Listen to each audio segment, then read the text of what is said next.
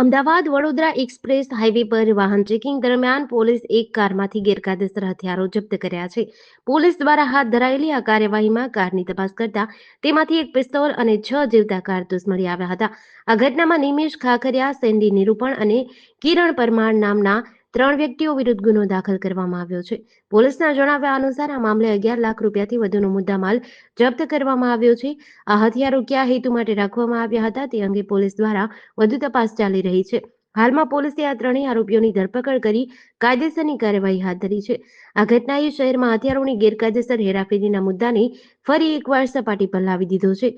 આ બનાવ અંગે પોલીસે જણાવ્યું કે અમે નિયમિત વાહન ચેકિંગ કરી રહ્યા હતા ત્યારે આ શંકાસ્પદ લાગતા તેની તલાશી લેવામાં આવી હતી. આ દરમિયાન કારમાંથી હથિયારો મળી આવતા સમગ્ર મામલે વધુ કાર્યવાહી હાથ ધરવામાં આવી છે.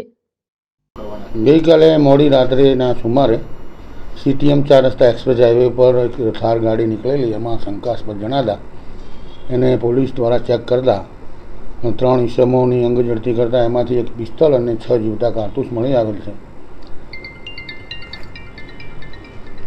અને એનું તપાસમાં નિલેશ દલસુખભાઈ ખાખરિયા, સેન્ડી ઈશ્વરભાઈ નિરૂપમ અને કિરણ સુરેશભાઈ પરમાર 3 ઇસમો પાસેથી ગેરકાયદેસર હથિયાર મળી આવેલ છે. કોનું હથિયાર હતું સાહેબ? કોની પાસેથી મળ્યું અને ક્યાંથી લાવ્યો હતો?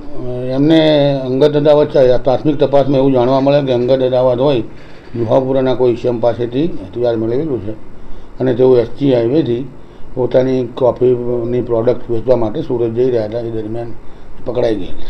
આરોપીનું બેકગ્રાઉન્ડ શું છે? એની આગળની તપાસ રામોલ પોલીસ સ્ટેશનને સોંપેલ છે. એની બેકગ્રાઉન્ડની તપાસ એ લોકો કરશે. એવું હાલ પ્રાથમિક તપાસમાં જાણવા મળેલ નથી. આગળની તપાસ રામોલ પોલીસ સ્ટેશનના અધિકારીઓ કરી રહ્યા છે.